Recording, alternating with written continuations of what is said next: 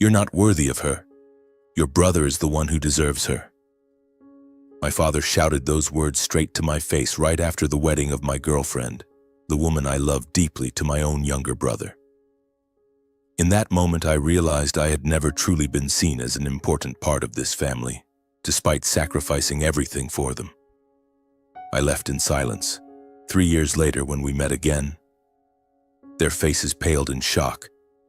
I'm Liam, 38 years old, living in Willow Creek, a small town nestled among the endless cornfields of Ohio. My life revolves around the lumber mill, where I work from early morning until the sun sets. The smell of fresh wood and the roar of the saw have become part of my very being. I work not just to survive, but to keep my family from falling apart. My father, Harold, my mother, Eleanor, and my younger brother, Nathan, they are all I have. But sometimes I wonder if I truly belong here. I've been the backbone of the family since I was young. My mother has heart disease, and the medical bills pile up like mountains. My father, a retired construction worker, no longer has the strength to earn a living. Nathan, my younger brother, is in college, dreaming of becoming successful without ever taking a proper job. I send money for my mother's treatment, pay Nathan's tuition, and sometimes buy small things to keep my father happy. I don't complain because I'm the eldest. But deep inside, there's an emptiness I dare not touch. Nathan has been spoiled by our parents since he was a child. He spends money recklessly, buying expensive clothes and going to bars while I wear the same worn-out shirts. My parents always said Nathan had potential, while I was just Liam, the worker, the provider. I remember the nights when my mother hugged me, whispering that she was proud of me, but the next morning she'd praise Nathan for a school presentation. I smiled, nodded, and kept working. Perhaps my parents' love for me was something quiet, overshadowed by the brilliance they imagined Nathan would bring. I never thought about marriage. My time was consumed by extra shifts, driving my mother to the hospital, or sitting up at night balancing expenses. But then Clara appeared like a ray of sunlight filtering through the trees. She worked at the bakery in the center of town, with a gentle smile and eyes as bright as an autumn lake. We met when I stopped by to buy bread for my mother, and from awkward small talk, we started dating. Clara was different from Willow Creek. She didn't judge or compare. She listened as I talked about my long days at the mill, about dreams I didn't dare voice aloud, like opening my own machinery repair shop. We walked along the riverbank, ate ice cream on summer evenings, and for the first time I felt like I wasn't just living to carry burdens. I fell in love with Clara, and I thought she loved me too. After 2 years together, I began to dream of a small house just for the two of us, but life never lets me dream for long. My mother's condition worsened, and the doctor said she needed surgery. The cost was like a knife to the heart. I took a job far from home at a lumber mill 2 hours away from Willow Creek. The pay was good, but I had to stay there for 2 months. I didn't want to leave Clara, but she held my hand and said, "Liam, I'll wait for you. Your family needs you." I hugged her tightly, promised to call every night, and got in the car with a heavy heart. The days at the new mill were a nightmare. I worked 12 hours a day, slept in a cramped boarding room, and spent every night calling Clara. Her voice over the phone was the only thing keeping me going. But gradually the calls became less frequent. She said she was busy or tired. I tried to believe it was just the distance, that everything would be fine when I returned. I didn't know that back in Willow Creek everything was changing. My father, Harold, always had his own way of looking at life. To him, Nathan was the future, the one who would lift the family out of this small town. In his eyes, I was just a laborer, a 38-year-old man with nothing but his work. While I was away, he started saying things to Clara that I never could have imagined. He told her Nathan was more stable, that he had a job in the city after graduating, that I, Liam, would never give her a good life. He said I was too old, that I wasn't worthy of her. Clara, the gentle girl I loved, began to waver. I don't entirely blame her. She was young, only 28, and my father had a way of making people believe his words. Nathan, with his flashy appearance and grand promises, became the safe choice in her eyes. I didn't know any of this while I was still breaking my back at the mill, counting the days until I could return home. The day I came back to Willow Creek, I brought a bouquet of wildflowers I picked by the roadside and a small bracelet I bought for Clara. I had dreamed of the moment I could hold her again, tell her about my time away. But when I stepped into town, I saw her hand in hand with Nathan in front of the bakery. On her finger was an engagement ring sparkling in the sunlight. My heart stopped. I stood there, the flowers falling to the ground and the world around me blurred. Clara looked at me, her eyes filled with confusion and regret, but she said nothing. Nathan just smiled. That smug smile I'd seen 1,000 times, as if he always knew he'd win. I walked home, my heart heavy as lead. My father was sitting in the living room reading the newspaper. I asked him, my voice trembling, "Why?" He looked at me coldly and said, "Nathan has a future, Liam. He'll take better care of Clara. You don't have what it takes to make her happy." His words were like a knife, cutting deep into the years I'd sacrificed for this family. I stepped toward him, my voice shaking but unstoppable. "I've done everything for this family," I said, tears welling up. "I've worked myself to exhaustion to pay for Mom's medicine, sent money for Nathan's college. I gave up my dreams, my life, and yet you've never looked at me, never said I was good enough." I poured it all out. The years of silent sacrifice, the sleepless nights of worry, the times I swallowed my tears when my parents praised Nathan and forgot me. I waited, hoping for an apology, a hug, anything. But my father just looked at me, his eyes cold as stone. "You're just a laborer? Don't compare yourself to your brother. Clara will have a better future with Nathan." His words were like a blade shredding the last shred of hope I had. I looked at him, then at Nathan standing behind him, and finally at Clara, who was looking down in the yard. I realized that in Willow Creek I was nothing more than the eldest son, a worker, a forgotten man. That night I packed a few clothes, took the little savings I had, and got in the car. I drove away, not looking back, with a vow in my heart. I would not let this family destroy me. I would build a new life where I wouldn't be looked down upon. I drove through the night, the faint glow of streetlights on the highway guiding me to Columbus. Willow Creek faded into the distance, but the pain didn't. I gripped the steering wheel tightly, trying to hold back the tears threatening to spill. My father, Nathan, Clara, the people I once loved most, now felt like sharp cuts in my heart. I told myself this wasn't running away. This was starting over. Columbus greeted me with unfamiliar streets and the blaring of car horns. I had no clear plan, just a few $100s in my pocket and an old pickup truck. I rented a parking spot on the outskirts of the city, turning the back seat into a bed. At night, the whistle of wind through the truck's windows made me miss home, but I gritted my teeth. Home? I didn't have a home anymore. I found work at a steel factory on the city's outskirts. The job was grueling, the smell of metal and machine oil clinging to my skin. I worked day shifts, sometimes night shifts, to make ends meet. In the beginning, I was nearly exhausted. My hands grew calloused, my back ached, but I didn't stop. Every dollar I earned was a brick in the foundation of the future I swore I'd build. But it wasn't the work that wore me down. It was the loneliness. I ate alone in my truck, listening to the radio to drown out the noise in my heart. On long nights, I dreamed of Clara, her smile, only to wake up to the reality that she had chosen Nathan.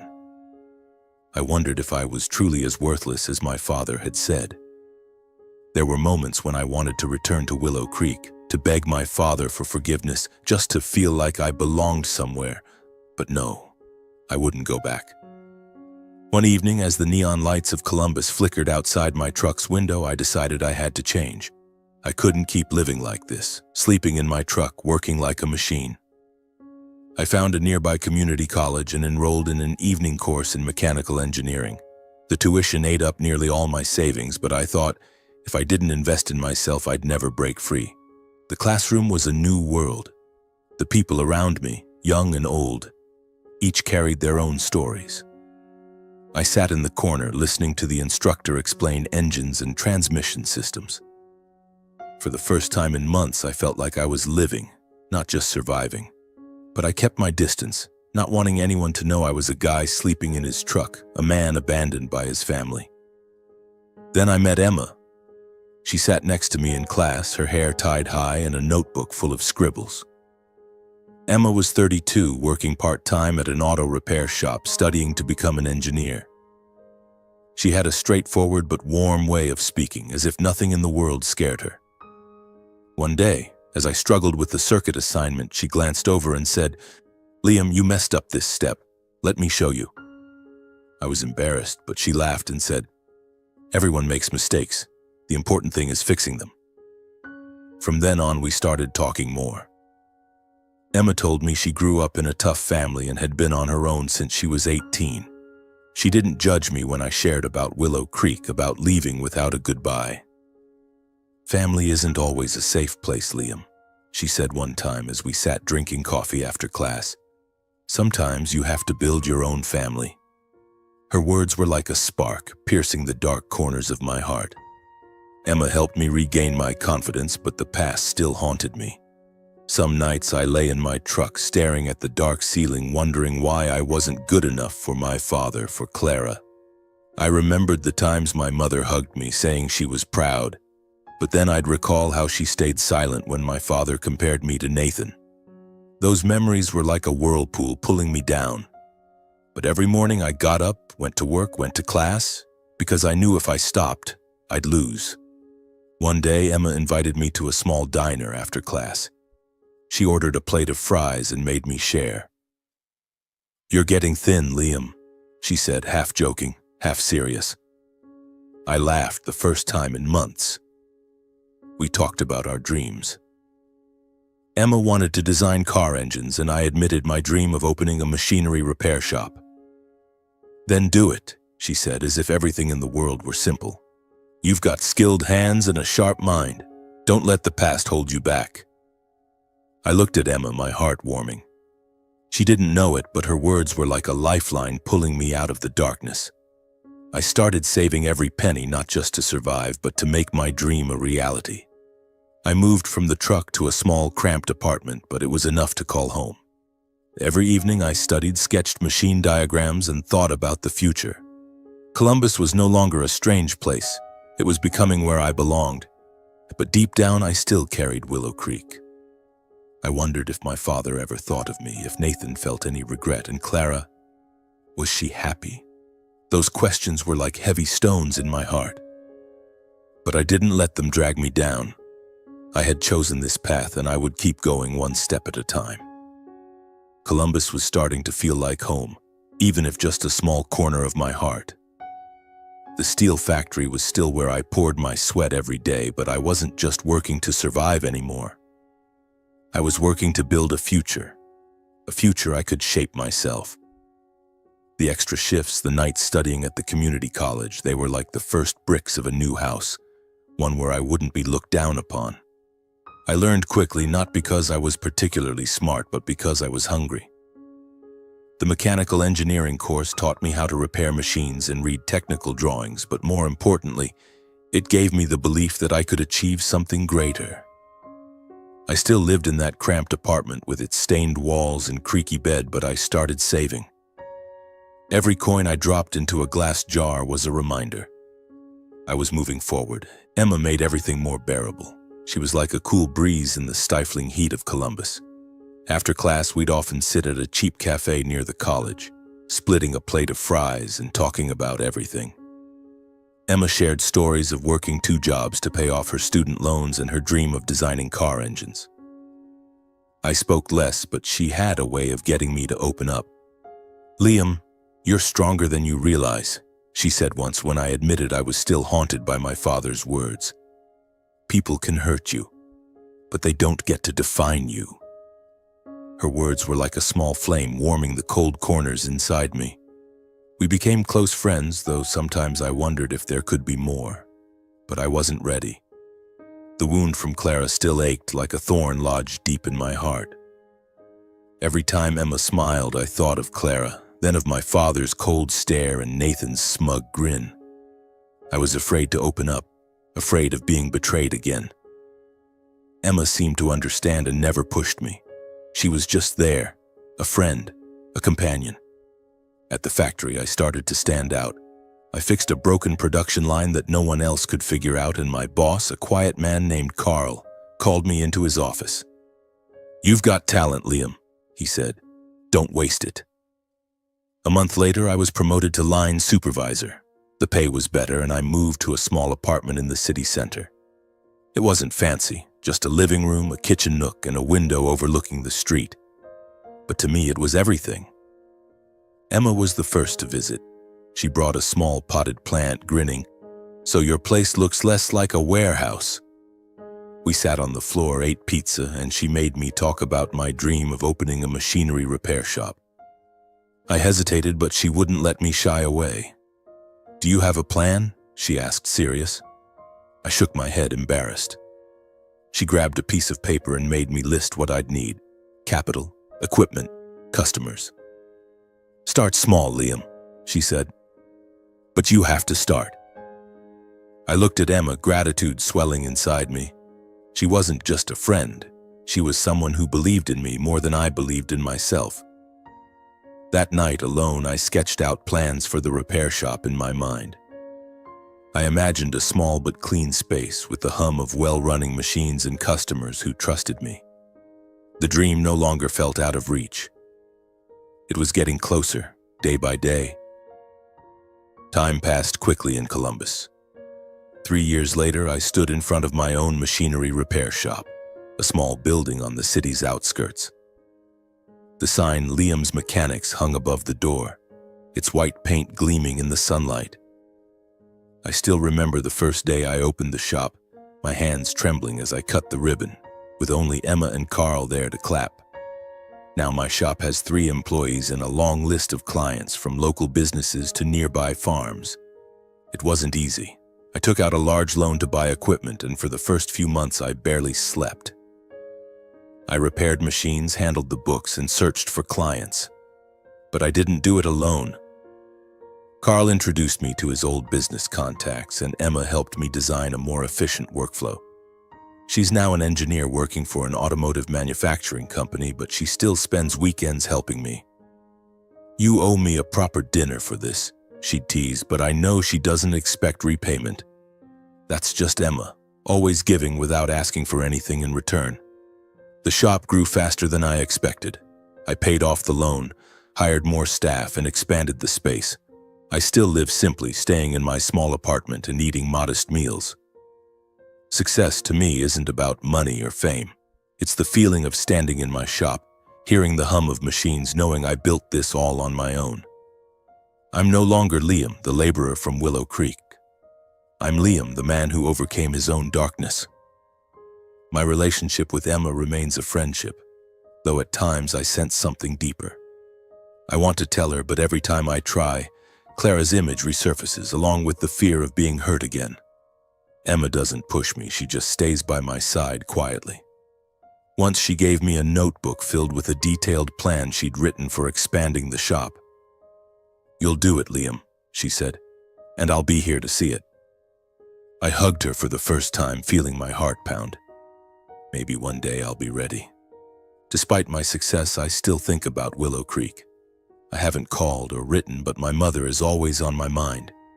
I worry about her, wondering if she's being cared for. Part of me wants to know how my father and Nathan are doing, but I lack the courage to face them. I'm afraid they'll still see me as a failure, despite how far I've come. Then one day the phone rang. The caller's voice trembled, delivering the news that my mother had passed away. I stood frozen, gripping the phone tightly, as if holding on would make the news untrue. My mother, the only person who ever said she loved me, even if only in rare moments, was gone. I knew I had to return to Willow Creek, not to reconcile, but to say goodbye. Deep down, I was afraid. Afraid of facing my father, Nathan, and Clara. Afraid the past would pull me back. I looked out at my shop where my employees were working and told myself, I'm not the Liam I used to be. I've built a new life, one I'm proud of. Willow Creek can't destroy me anymore.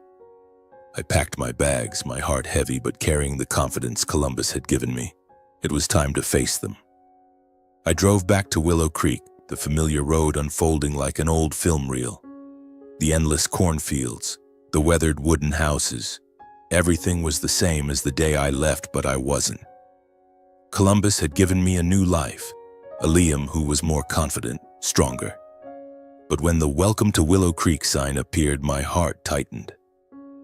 I wasn't sure if I was ready to face the place that had once torn me apart. I arrived at the church where my mother's funeral was being held. The air was heavy, the scent of white lilies lingering in the space. I stood at the door, watching people file in quietly. They looked at me, whispering as if I were a stranger. Maybe I was. I wore the blue shirt my mother always liked, clutching a handkerchief, trying to keep myself steady. My father sat in the front row, older than I remembered, his hair now fully white, his shoulders slightly hunched. Nathan was beside him, dressed neatly but avoiding my gaze.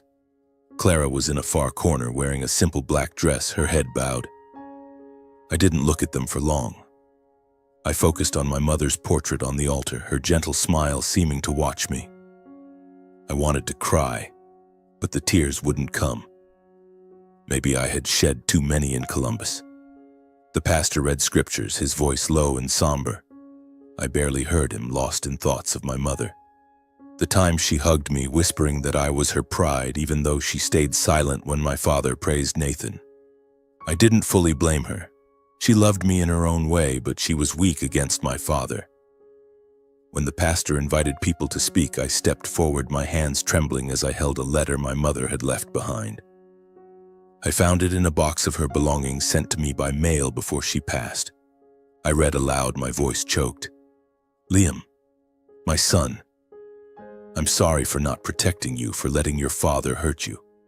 You are the strongest person I know. I'm proud of you forever." Each word was like a knife, both painful and healing. I looked out at the crowd, seeing my father bow his head, Nathan shift uncomfortably, and Clara wipe away tears. I wasn't reading for them. I read for my mother, to let her know I had heard her. The funeral ended, and I stood outside the church, breathing in the cold Willow Creek air. I thought I'd leave right away, but then my father approached, followed by Nathan and Clara. He looked at me, his eyes no longer as cold as before, but not warm either. "Liam," he said, his voice hoarse, "you've changed." I nodded, saying nothing. I didn't need his approval anymore, but the silence between us was heavy. Nathan broke it. "You look good, Liam," he said, but his tone was strained.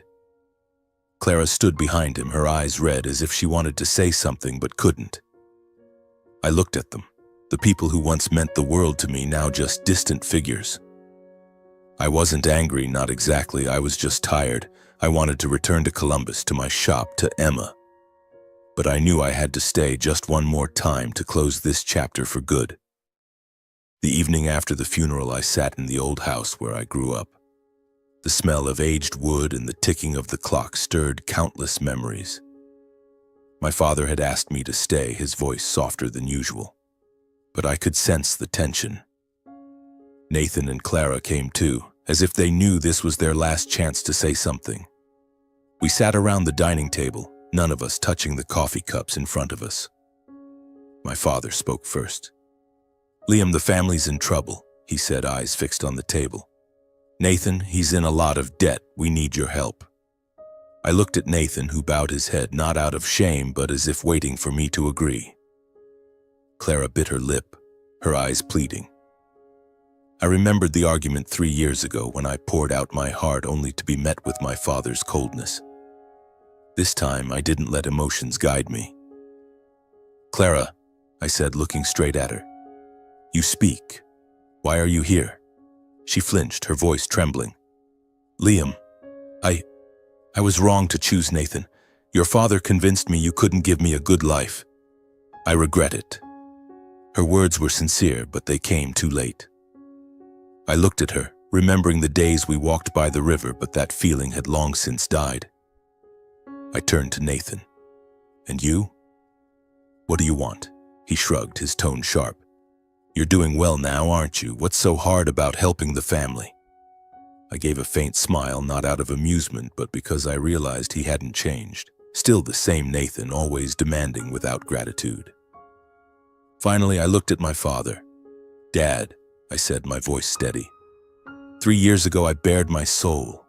I sacrificed everything for this family, my time, my dreams, my heart. But you chose Nathan, said I was nothing. Now you want me to save the family? No, you made your choice. Now I'm making mine." I stood, grabbing my jacket. "I built my life without you. Leave me be." Clara burst into tears, calling my name, but I didn't stop. Nathan muttered something, probably an insult, but I didn't care. My father looked at me, and for the first time I saw a flicker of regret in his eyes, but he said nothing. I walked out of the house without looking back. The cold wind blew, but my heart felt lighter. I had closed the door on Willow Creek for good. On the drive back to Columbus, I stopped by a field and opened the box of my mother's belongings. Inside was a silver necklace, the one she always wore. I held it tightly, feeling her love even if it came late. I didn't cry, but I smiled. My mother had seen me, and that was enough. I returned to Columbus as dawn broke, the first rays of sunlight filtering through the windshield. The road stretched ahead, but this time I didn't feel lost. Willow Creek was behind me, no longer a weight holding me down. My mother's silver necklace rested in my jacket pocket, a reminder that I had been loved even if quietly. I smiled, took a deep breath, and drove home, to my real home. Columbus welcomed me with its familiar rhythm. I stepped into my shop, the sound of machines ringing like a song. My employees, young men with dreams like mine once were, greeted me with smiles. I nodded, diving into work, but my heart was lighter than ever. I had let go of the past, and now I was free to live for myself. Emma was the first to notice the change. She stopped by the shop that weekend, bringing a box of pastries and a radiant smile. "You look different, Liam," she said, sitting in a chair in my small office. I told her about Willow Creek, about my mother's letter, about how I faced my father, Nathan, and Clara. She listened without interrupting, nodding gently when I said I refused to help them. "You did the right thing," she said. "Family isn't something you owe. It's something you choose." Her words made me think. I used to believe family was everything, that I had to sacrifice to keep them close. But in Willow Creek, I was just the eldest son, a laborer, a shadow behind Nathan. Columbus taught me that real family is the people who see my worth. Like Emma, like Carl, like the employees working out there. I didn't need my father's approval or Clara's regret. I just needed myself and those who believed in me. I decided to expand the shop. I hired 2 more employees, bought new equipment, and started taking on bigger contracts. The shop was no longer a dream. It was reality, proof of the years I never gave up. I still lived simply, but I began taking better care of myself. I bought a new jacket, got a proper haircut, and even tried cooking a decent dinner instead of eating instant noodles. Emma laughed heartily when she saw me fumbling in the kitchen, but she stayed, helping me make a plate of spaghetti that wasn't half bad. My relationship with Emma was still a friendship, but I started feeling something deeper. I was no longer as afraid as before. One evening, as we sat on the couch in my apartment looking out at the city lights, I took her hand. "Emma," I said softly, "thank you for being there for me." She looked at me, her eyes shining, and squeezed my hand. "You're worth loving, Liam," she whispered. I didn't say I loved her, but I knew not far off I'd be ready. I found a small note in my mother's box, tucked inside an old book. She wrote, "Liam, you are my light. Live for yourself, not for anyone else." I folded the paper and slipped it into my wallet, a final message to carry with me. My mother had seen me, and I would live to make her proud. My story ends here in front of my shop, where I stand watching my employees work, the hum of machines blending with my heartbeat. I'm not rich or famous, but I'm happy. I overcame betrayal, found my worth, and built a life worth living. Columbus isn't just a city. It's where I found myself, where I learned that happiness doesn't come from others, but from believing in myself.